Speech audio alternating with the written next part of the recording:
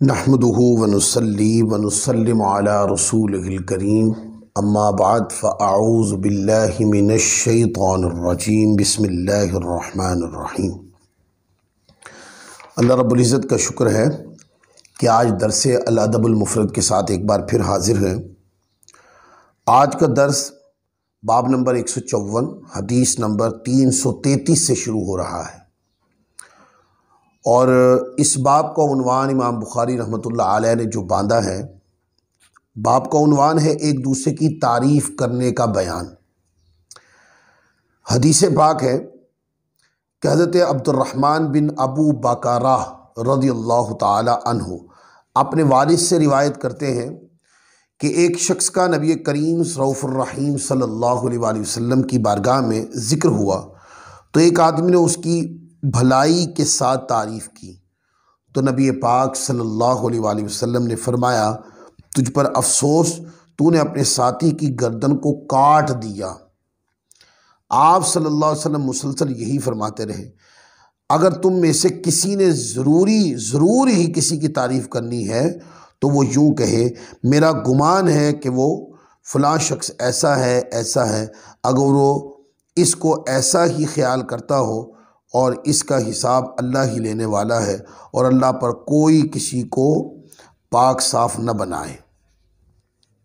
यानी कि यकीन कामिल के साथ बंदे के लिए कलिमात ये कहना चाहिए कि उसके अंदर जो खूबी है उसका तज़किरा करना चाहिए। और बाज़ उलमा ने यह भी फरमाया है कि जब भी किसी की तारीफ़ और किसी के अच्छाई को बयान किया जाता है उसमें एक तो तरगीब हो, नेकी की तरगीब कि जो उसमें अच्छाई है वो लोग भी सीखें, और दूसरा ये है कि उस शख्स की मौजूदगी में ये काम मत करें।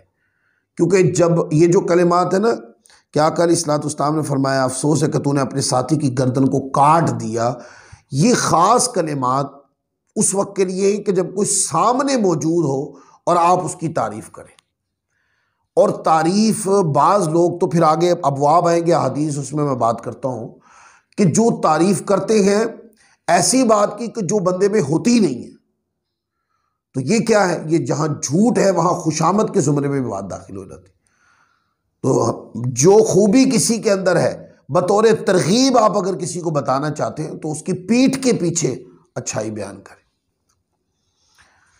फिर आगे देखें, हदीस है, हदीस नंबर 334 हज़रत अबू मूसा रज़ियल्लाहु ताला अन्हु से रिवायत है, फरमाते हैं कि हुज़ूर नबी करीम रऊफ़ुर रहीम सल्लल्लाहु अलैहि वसल्लम ने एक आदमी को सुना कि वो किसी की तारीफ़ कर रहा था और उसकी तारीफ़ में मुबालगा कर रहा है। तो नबी करीम रऊफ़ुर रहीम सल्लल्लाहु अलैहि वसल्लम ने फरमाया, तुमने उसे हलाक कर दिया या उसकी पीठ को तोड़ दिया। अब देखें, अब पिछली हदीस के तहत मैं इसके ऊपर एक कलाम तो कर चुका हूँ। आजकल आप देखते हैं ये हदीस पाक उन खुतबा और ख़ास उन नुकबा और नात खानों के लिए बड़ी दलील है, उनके लिए बहुत बड़ी नसीहत है इसके अंदर। हमारे स्टेजों के ऊपर ऐसे ऐसे लक़ब बोले जाते हैं कि जो आने वाली शख्सियत में होते ही नहीं है, और दूसरी बात यह कि ये सारी तारीफ उसके मुंह पे हो रही होती है, और तीसरी बात क्या कि ये जो स्टेजों के ऊपर ये जो खुशामद खोरी और मुंह पर तारीफें और जो चीजें उस बंदे में है ही नहीं, मुबल्लिग इस्लाम बना देना किसी को, ऐसे को पूरी दुनिया में इस्लाम फैला रहे हो, या किसी को एक नाथ खान वो कभी मुल्तान से बाहर गया ही नहीं उसको आलमी शोहरत याफ्ता बना देना और बढ़ा चढ़ा के अलकाब देना, ये झूठ तूफान और ये बद अखलाकी की जो बदतमीजी हमारे स्टेजों के ऊपर कर रहे हैं, जो लोग भी कर रहे हैं, वो इस हदीस पाक से अपने आप को समझाएं और सिखाएं। क्या जरूरत है कि कोई एक शख्सियत सामने आई, आप हुस्ने कलाम के अंदर उनका नाम लेकर उनको दावत दें, उनके लिए अगर कोई मुनासिब शेर भी कहना चाहें तो आप कहें, पर आप गौर तो कर सकते हैं ना कि मैं जो बात कह रहा हूं क्या वो खूबी इनमें है, और अगर वो खूबी इनमें होती भी तो क्या मुझे सबके सामने इनकी तारीफ शुरू कर देनी चाहिए, इनकी नेकी की तारीफ शुरू कर देनी चाहिए थी। और अगर वो खूबी इनमें है ही नहीं तो मैं किस वजह से गला फाड़ फाड़ कर इनकी तारीफ कर रहा हूं? क्या मुझे अल्लाह रसूल का डर नहीं है? और बाद लोगों को फिर आदत होती है कि मतलब भी मेरा नाम लिखें तो बड़े बड़े अलकाब लिखें। ये आदत जो है ये सही नहीं है, एक खूबी नहीं है आपके अंदर। आप अपने आप को इतना बड़ा नाम जो इश्तिहार पर आप अपना लिखवा रहे हैं और फिर बाकायदा नकीब जो है वो उन्हीं अलकाब को बहुत ज़्यादा ज़बरदस्त अंदाज में, बहुत पंजाबी में कहते हैं बहुत करोड़ के उस नाम को लेना, बड़ी ताकीद के साथ और एक एक जुमले को भारी भारी बना कर लेना, ये खुशामद खोरी, ये बेजा तारीफ़ें और ये मुंह पर तारीफ़ें। और ये जो क्या है, ये स्टेज का जो सूरत हाल है, ये टोटल सुन्नत नबवी के खिलाफ है, ये आका की हदीस के खिलाफ है, ये अंदाज हुजूर अलैहिस्सलाम को पसंद ही नहीं। और जिन लोगों ने ये किया है वो इस हदीस पाक को पढ़ने, यह अल-अदबुल मुफरद है, आप अपने घर में इस किताब को खोलें, हदीस नंबर 333 और 334 ले आए। ये पूरा बाब इसी के ऊपर इमाम बुखारी रहमतुल्लाह अलैह लेके आए।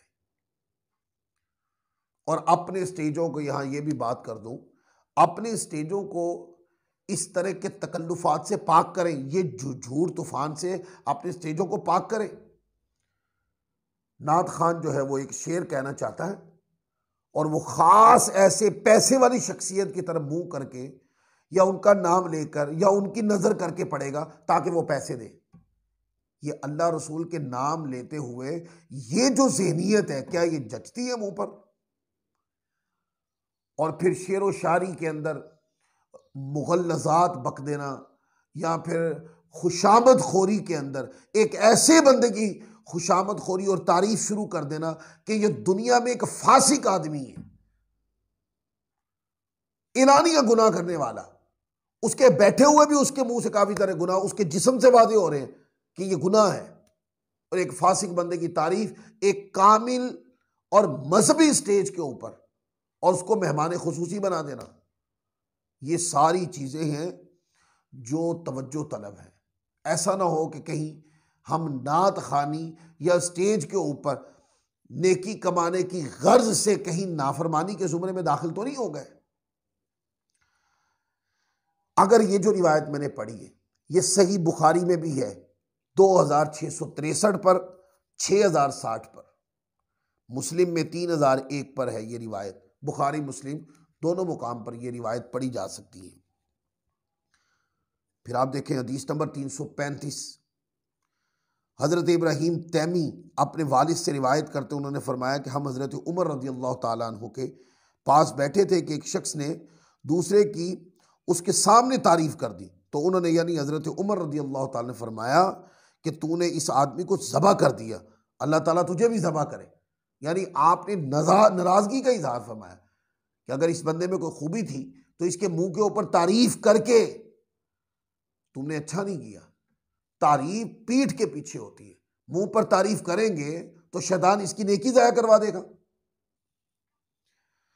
आगे हदीस नंबर 336 को देखें, उसमें भी यही मजमून है जो मैंने अभी आपके सामने बयान किया। फिर आगे एक बाब है, बाब नंबर 155। इमाम बुखारी रहमतुल्लाह अलैह ने यह बाब कायम किया और इस बाब का उन्वान है अपने साथी की तारीफ करना जबकि वो इससे अमन में हो। हज़रत अबू हुरैरा रज़ियल्लाहु ताला अन्हु से रिवायत है कि नबी करीम रऊफ़ुर रहीम सल्लल्लाहु अलैहि वसल्लम ने इरशाद फरमाया, अबू बकर क्या ही बेहतर शख्स है, उमर क्या ही बेहतरीन शख्स है, अबू उबैदा क्या ही बेहतरीन शख्स है, उसैद बिन हुदैर क्या ही बेहतरीन शख्स है, साबित बिन कैस बिन शमास क्या ही बेहतरीन शख्स है, माज बिन अम्र बिन जमूह क्या ही बेहतरीन शख्स है, माज बिन जबल क्या ही बेहतरीन शख्स है। फरमाया और फलां क्या ही बुरा शख्स है और फलां क्या ही बुरा शख्स है, हत्ता कि आपने 7 आदमियों तक को गिना। तो ये क्या है, आका अलैहिस्सलाम ने बता दिया, यानी ये अंदाज है किसी की अच्छाई को बात बयान करने का और किसी की बुराई को बयान करने का। यानी किसी की तारीफ करने पर कोई इतराता नहीं और ना ही अपनी तारीफ को अपने लिए बाइस फख्र और मुबाहात समझता है, और दिल ही दिल में कुड़ता है, लेकिन इस्लाह की वजह से खामोश रहता है, तो फिर कोई हर्ज नहीं।